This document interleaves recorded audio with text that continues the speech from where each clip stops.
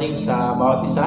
Ngayon po ay tayo ay nagpapasalamat sa bawat isa dahil muli ay tayo magkasama para po sambahin po natin ng ating Panginoon sa umaga po ito. At lahat po ay binabati ko po kayo ng isang magandang umaga. Amen. Batiin nyo nga rin po yung mga katabi ninyo. Sabihin nyo, maganda ka po sa umaga. Pag lalaki ay sabihin mo, magandang lalaki ka pa sa umaga. Amen. So ngayon po ay nagpapasalamat tayo sa Diyos dahil ang ating Panginoon ang patuloy na nag-iingat sa atin, ang patuloy na nagpo-provide sa ating mga pangangailangan. Tunay nga na ang katapatan po ng Diyos ay laging nandiyan. Ang Diyos po ay laging tapat sa ating mga buhay. Amen. At sa oras pong ito ay dinadalain ko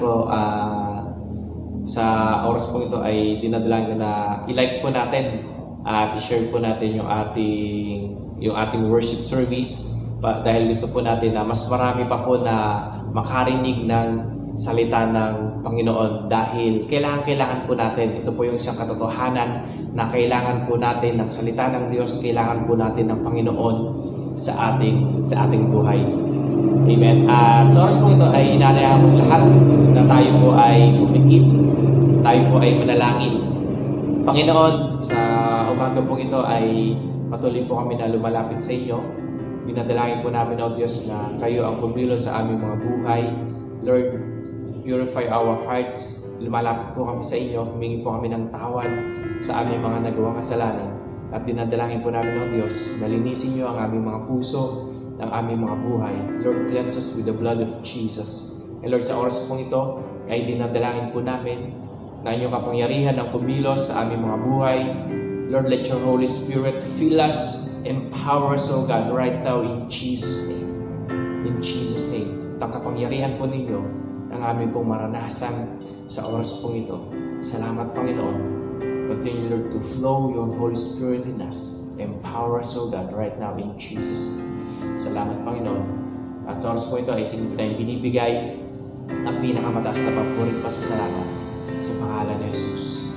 Amen and amen. Sige po, palakpan po natin ang Panginoon sa umaga pong ito.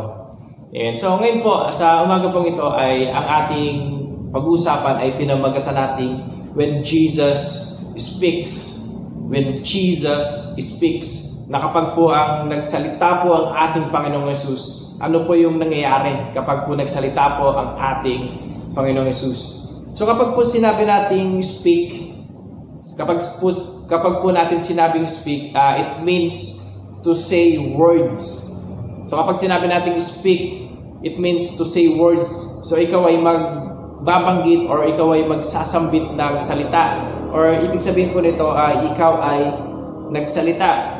At ngayong umaga po ito ay we will see how powerful He was when He speaks. Titingnan po natin kung gaano po kamakapangyarihan ang ating Panginoong Hesus kapag po siya ay nagsalita, because there is power in His voice. At kung makikita po natin sa mundo pong ito, meron pong mga tao na kapag po sila ay nagsalita, there is power. Amen? There is power when they speak. Bigyan ko po kayo ng isang halimbawa.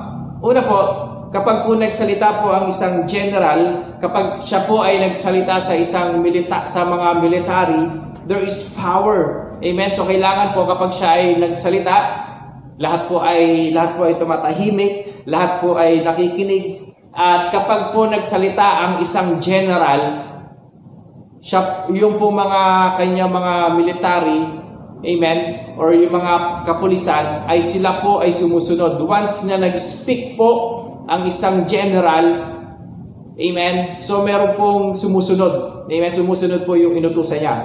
Sino pa po? Yung isang teacher. Ayan, sino rito yung mga teacher? Amen. So yung pong mga teacher, kapag sila po ay nagsalita sa mga estudyante, there is power. Kapag sila po ay nagpagawa ng assignment, amen. So kapag, alam mo, yung isang teacher, kapag sila po ay nagpagawa ng assignment, kailangan ito ay sundin mo. Amen. Kasi or else, kapag hindi mo yan sinunod, kapag hindi ka gumawa ng assignment, or hindi ka nag-review, hindi ka nag-aral, ay ikaw ay babagsak sa kanyang subject. So there is power sa salita po ng isang teacher. Sino pa po? Yung mga parents. Amen? Kapag sila po ay nagsalita, there is power, there is authority. Amen? Dahil, halimbawa, yung isang nanay, kapag ikaw ay tinatawag, kapag ikaw ay hindi lumapit, or ikaw ay hindi sumunod sa kanyang inutos, anong mangyayari? Ay isa lang ang meron kang kalalagyan. It's either na ikaw ay mapapalo, okay? Pwede kang mapalo ng siit, amen? Pwede kang mapalo ng tsinelas, or pwede kang mapalo ng sinturon. Sino ba rito yung laging napapalo yung kanilang kabataan? Amen. Ako po ay, kaya rin po ako naging mabait. Amen. Kaya rin po ako naging mabait, naging ganito po ako. Dahil sa disiplina po ng aking nanay, ni mama. Nung bata po ako, lagi akong napapalo. Kaya medyo mabait po ako nun. Okay. So ngayon po, we will talk about the most powerful voice. The voice of our Lord Jesus Christ. What will happen when He speaks? Ano po yung nangyayari kapag po nagsalita po ang ating Panginoong Yesus? Mark chapter 4 verse 37 to 41. Makibukas po tayo. Mark chapter 4 verse 37 to 41. Basahin ko po sa Tagalog. Habang naglalayag, inabot sila ng malakas na bagyo, kaya't ang bangkang sinasakyan nila ay hinampas ng malalaking alon. At ito'y halos mapuno na ng tubig. Si Jesus ay natutulog noon sa may hulihan ng bangka, nakahilig sa isang unan. So natutulog po si Jesus. So ginising siya ng mga alagad at sinabi, Guro, baliwala ba sa inyo kung mapahama kami? Verse 39, bumangon si Jesus at iniutos sa hangin, tigil, at sinabi sa alon, tumahimik ka. Tumigil nga ang hangin at tumahimik ang lawa. Pagkatapos sinabi niya sa mga alagad, bakit kayo natatakot? Hanggang ngayon ba'y wala pa rin kayong pananampalataya? Natakot sila ng labis at namangha. Sabi nila sa isa't isa, anong klaseng tao ito? Pati hangin at lawa ay sumusunod sa inuutos niya. Number 1, when Jesus speaks, nature follows. When Jesus speaks, nature follows. Kapag po nagsalita po ang ating Panginoong Yesus, kahit po yung hangin, kahit po yung alon ay tumitigil kapag po nagsalita ang ating Panginoong Yesus. So ito po yung time na si Jesus ay nag-aya po na sila ay magpunta dun sa kabilang dako. Inaya niya po yung kanyang mga alagad. Sabi niya, road trip tayo, punta tayo dun sa kabilang ibayo. Doon tayo magpunta. At ito pong mga alagad ay sumama. So meron pong bangka. At the same time ay meron po siyang mga kasabay pa. Meron pong sumama kay Jesus, meron pong nakisabay sa kanilang trip. At after po noon, nung sila po ay naglalayag na, ay nagkaroon po ng isang malakas na bagyo. At ito po, dito po natin makikita na inabot sila ng malakas na bagyo at ang sitwasyon po rito na si Jesus po ay natutulog. Amen? So, nagkakagulo na po sila dahil po yung tubig ay pinapasok na yung kanilang bangka at sila ay nagkakagulo. At itong ating Panginoong Yesus ay napakasarap po ng kanyang tulog.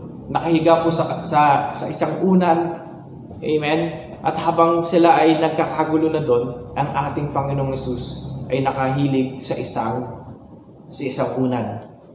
Amen? So makikita po natin dito that there is trouble outside. Tingnan po natin there is trouble outside. Bakit? Meron pong bagyo. Malakas po yung alon, malakas po yung hangin, meron pong bagyo dun sa labas. Pero meron pa pong isang problema. There are also troubles inside them. Bakit? Sa kanilang puso, nandun yung takot. Sila ay natatakot. Amen?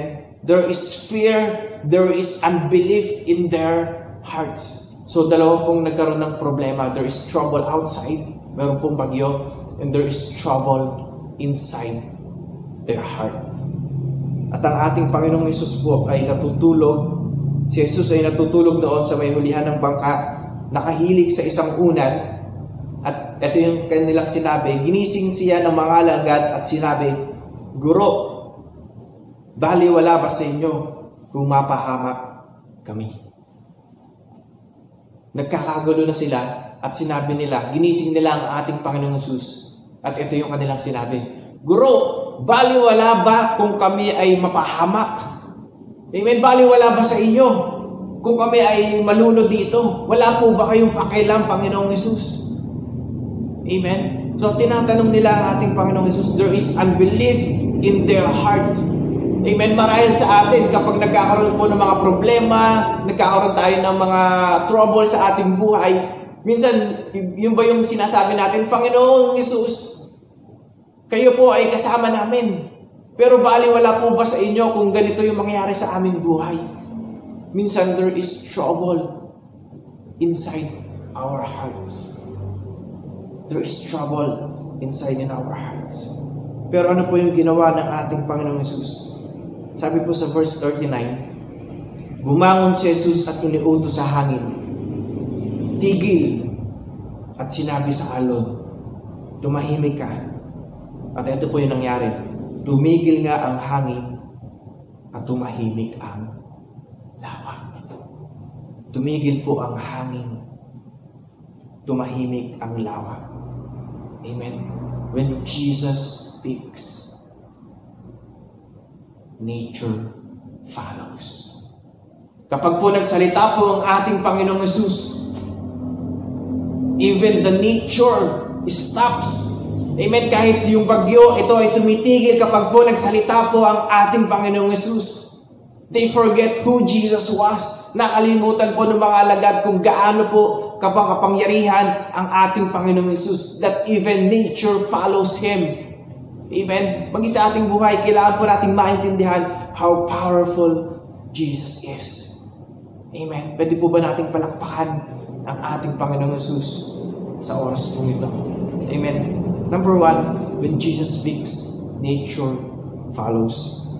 Number two, makibukas po tayo sa Matthew chapter 8, verse 31 to 32. Matthew chapter 8, verse 31 to 32. Sabi po rito, nakiusap ang masasamang espiritu sa kanya, kung palalayasin mo kami, payagan mo na lang kaming pumasok sa mga baboy na iyon. Sinabi ni Jesus, sige, umalis kayo. Kaya lumabas ang masasamang espiritu sa dalawang lalaki at pumasok sa mga baboy. Nagtakbuhan ang buong kawan ng baboy, pababa ng burol, nagtuloy-tuloy sa lawa at nalunod. When Jesus speaks, number two, demons are being cast out. Demons are being cast out. Kapag po nagsalita po ang ating Panginoong Hesus, there is authority and even the demons tremble upon His voice. Takot na takot po yung mga demonyo sa Kanya. Amen. Nung nakita po ang ating Panginoong Hesus, yung po mga demon, sila po ay nagmamakaawa sa ating Panginoon. At sinabi po ng mga demonyo kay Jesus, kung pwede ay doon na lang kami sa mga baboy. Amen. There is power in His name. At nung sinabi po ng ating Panginoong Hesus, sige, doon na lang kayo sa baboy. Sumunod po yung mga demons. Amen. Demons tremble in the presence of Jesus. Demons tremble in the presence of Jesus. And when He speaks, demons are being cast out. Lumalayas po yung mga demonyo kapag po nagsalita ang ating Panginoong Hesus. Amen. Ito yung sinabi nila, sumigaw sila kay Jesus, ano ang pakialam mo sa amin? Ikaw na anak ng Diyos. Pumunta ka ba rito para pahirapan kami nang wala pa sa takdang panahon?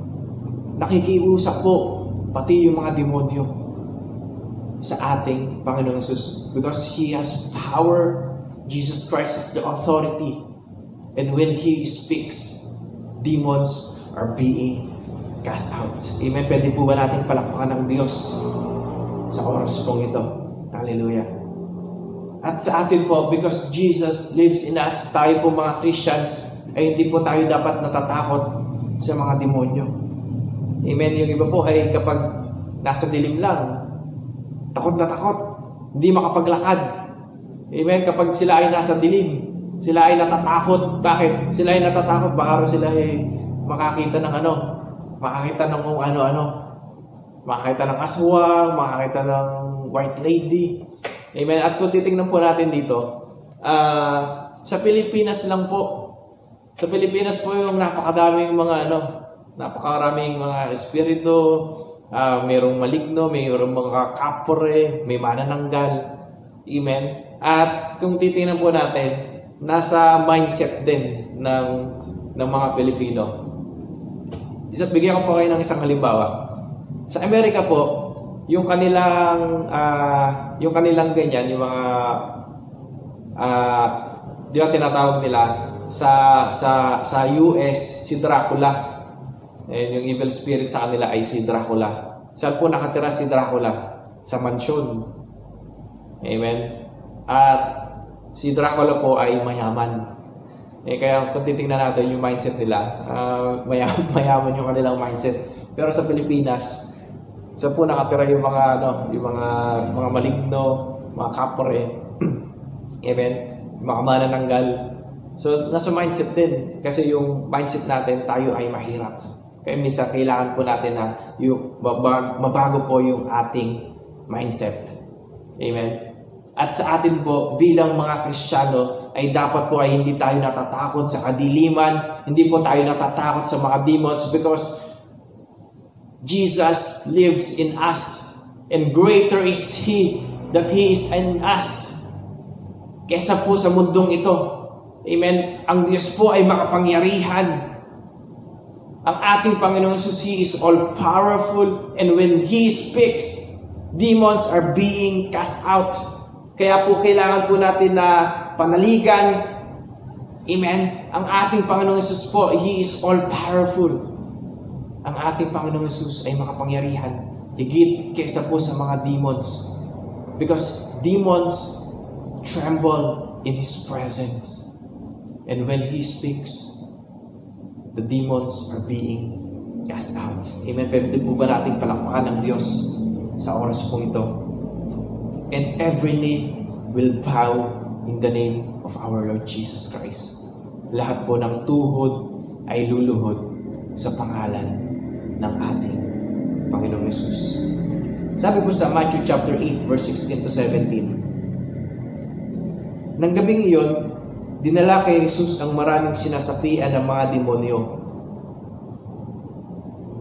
Sa isang salita lamang, ay pinalayas niya ang masasamang espiritu at pinagaling ang lahat ng may karamdaman.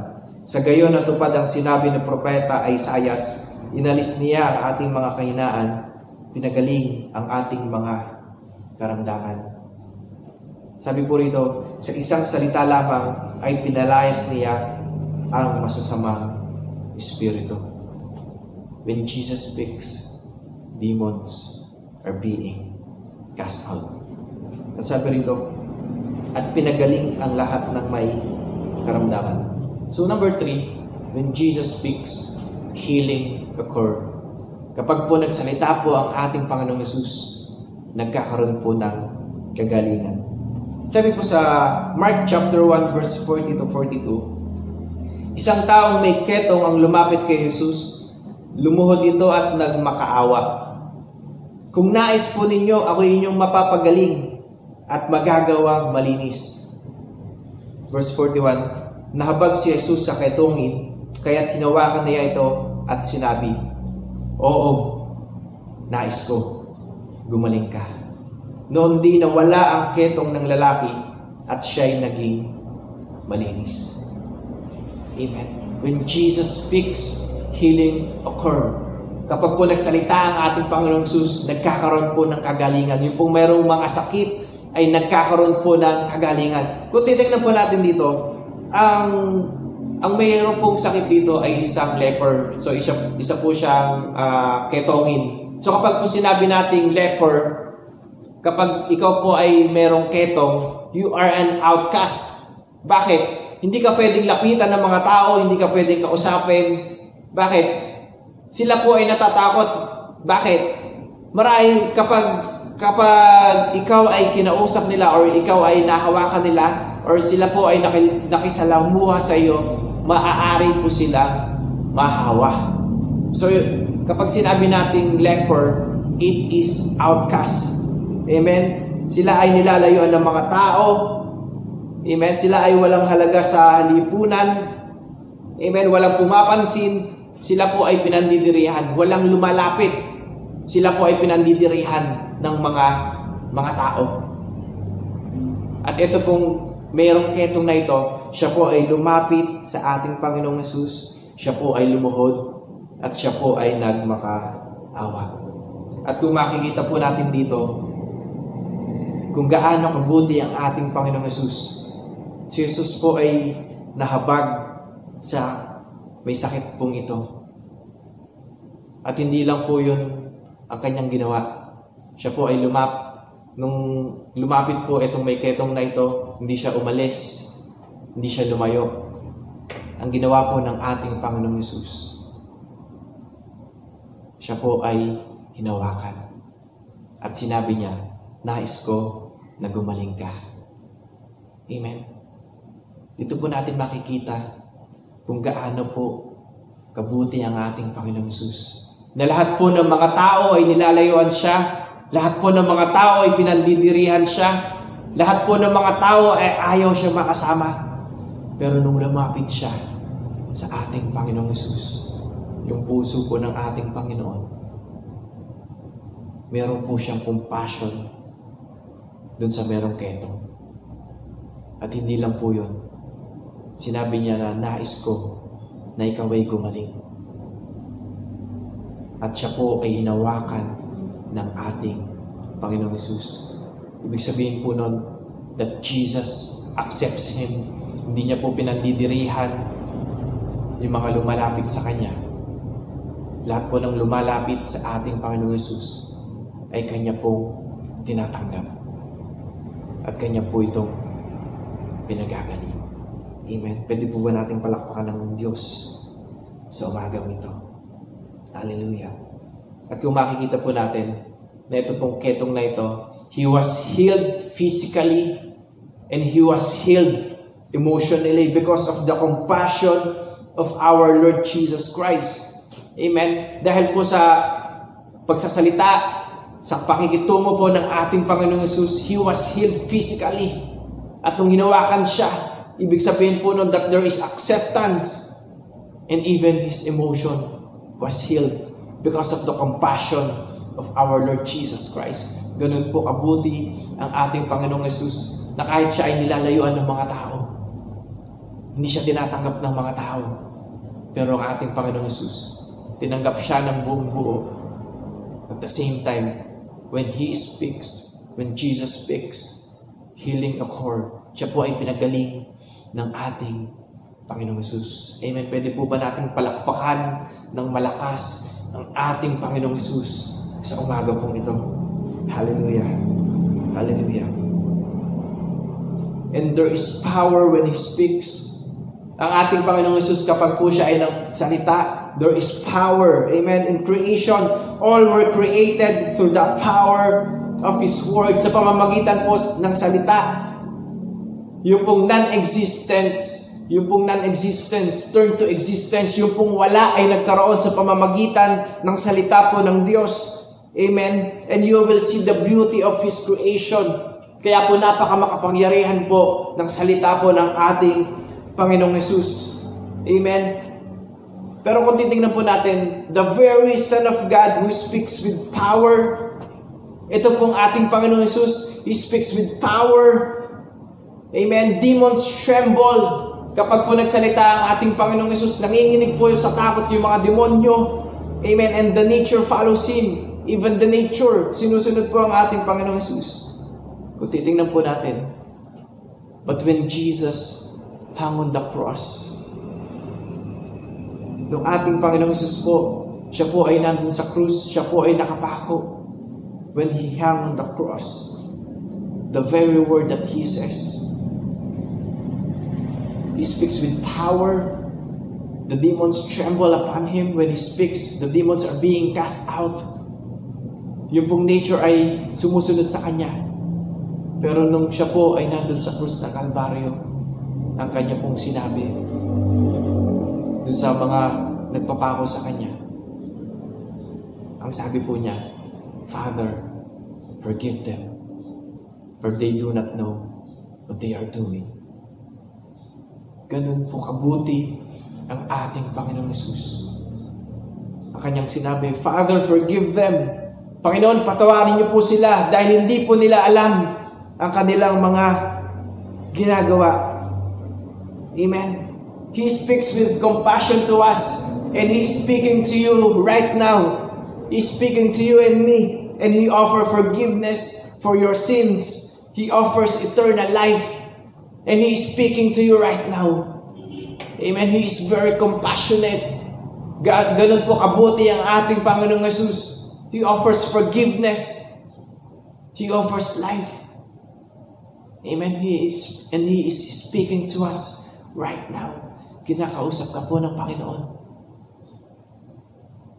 And He is offering you forgiveness. If you will receive Him as your Lord and Savior, tatanggapin mo siya bilang Panginoon at sariling tagapagligtas, ikaw ay magkakaroon ng buhay. Buhay na walang hanggan. Kapatawaran sa iyong mga kasalanan. Amen. At sa panghuli po, when Jesus speaks, life changes. When Jesus speaks, life changes. Kapag po nagsalita po ang ating Panginoong Hesus, meron po mga nababago ang buhay. Amen. And there are lots of people, napakarami na pong tao, marami na pong mga nag-testimony na nung nagsalita po sa kanila ang ating Panginoong Hesus, sila ay wala ng pag-asa. There are times na patapon na po yung kanilang mga buhay. Meron pong mga tao na nagpaplana na mag-commit ng suicide. But when they encounter our Lord Jesus Christ, when Jesus Christ spoke to their hearts, nabago po yung kanilang buhay. Amen. Ganun po kamakapangyarihan ang ating Panginoong Hesus. When He speaks, life changes. Isa na po rito ang ating si Apostle Paul. So si Apostle Paul, si Pablo po, the Saul of Tarsus, he persecuted Christians. Talaga pong pinapapatay niya yung mga Kristiyano. But when he encountered our Lord Jesus Christ, when he encountered the risen Christ, nagkaroon po ng talagang pagbabago sa buhay po ni Pablo. When Jesus spoke to him, his life changed. Nabago po yung kanyang buhay. And Jesus is speaking you right now. There is power when He speaks. He gives life. He can give you healing. Amen. And let Him speak to you right now. Let Him speak to you right now. And Jesus can give you life. He can change your life. He can give you a new heart. Kaya niya pong baguhin ang buhay niyo po ngayon. Kaya niyang baguhin ang buhay mo ngayon. At kaya kang baguhin ng ating Panginoong Hesus. At kaya kanyang bigyan ng bagong puso. Hallelujah. Hallelujah. Because there is power in His name. Amen. When Jesus speaks, nature follows. When Jesus speaks, demons are being cast out. When Jesus speaks, healing occur. At kung ikaw ay merong sakit karamdaman, hayaan mo na magsalita sa iyo ang ating Panginoong Hesus. And He can give you healing right now in Jesus' name. Through the power of His Word. Through the power of His name. And when Jesus speaks, life changes. Kaya ka pong baguhin ang ating Panginoong Hesus. Kung hayaan mo na siya ay magsalita sa oras po ito. Hallelujah. Kinakausap ka po ng Panginoong Hesus sa oras po ito. And He can change your life right now. For there is power in His name. There is authority when He speaks. Kapag po nagsalita po ang ating Panginoong Hesus, there is power when He speaks. And He is offering you right now salvation. He He's offering you forgiveness. Hallelujah. At hayaan mo na mangusap ang ating Panginoong Jesus sa oras po ito. Hallelujah. Kaya kung lahat na tayo po ay pumikit sa oras po ito. Hayaan mo na mangusap ang ating Panginoong Jesus sa iyo sa oras po ito. And He is touching you right now. And if you need healing, let Him speak to you. And I believe that He can heal you right now in Jesus' name. He can heal you physically. He can heal you emotionally. For there is power when He speaks. There is power in His name. And He can change your life. Kung ang buhay mo ay walang sigla, kung ang buhay mo ay pagod, kaya kang baguhin ng ating Panginoon Jesus. He can give you a new life. He can give you a new heart. Sa Panginoong Jesus mo lamang makikita ang tunay na kahulugan ng buhay. Sa Kanya mo lang makikita ang tunay na pag-asa sa mundo pong ito. Apart from Jesus, life is meaningless. Apart from Jesus, life is meaningless. Hallelujah. Hayaan mo na mangusap ang ating Panginoong Jesus sa iyo sa oras mo. Hallelujah. Let's pray. Panginoon, sa oras po ito ay dinadalain ko po, Diyos, ang bawat isa. Sa bawat nakikinig ng iyong salita. Lord, speak to them right now in Jesus' name. Kaya, Panginoon, na mangusap sa kanilang mga puso sa oras po ito. Lord, touch their hearts, O God, right now in Jesus' name. And Lord, I pray, O God, that we may encounter you, O God, in Jesus' name. Dinadalangin po namin, O Diyos, sa oras po ito, sa bawat nakikinig po ng iyong salita. Lord, I pray, O God, that you will touch them, O God, in Jesus' name. That you will bring healing in them, O God. You will bring life in them in the name of Jesus. Lord, speak to them right now in Jesus' name. At dinadalangin po namin, Panginoon, that they will encounter you right now in Jesus' name. That you can give them life. That you can give them new heart, O God, in Jesus' name. Mangusap nga po kayo sa kanila, O Diyos. Magsalita po kayo sa kanila, Panginoong Jesus. And Lord, let your presence continue to flow in them, O God. Right now, in Jesus' name. In Jesus' name. At sa oras po ito, Panginoon, ang dinadalain ko po na kayo ang bumiro sa aming mga buhay. And Lord, we pray, O God, that we may encounter you, that we may know you more, Lord Jesus Christ. Salamat, Panginoon. At sa oras po ito, sa iyo po na binibigay ang pinakamataas na kapulit na sasama. Sa pangalan ni Jesus. Po na lang ng Diyos ay magsabi ng Amen. Okay, sige po, pwede po ba natin palakpakan ng Diyos sa oras po ito? Palakpakan po natin ng malakas ang ating Panginoon.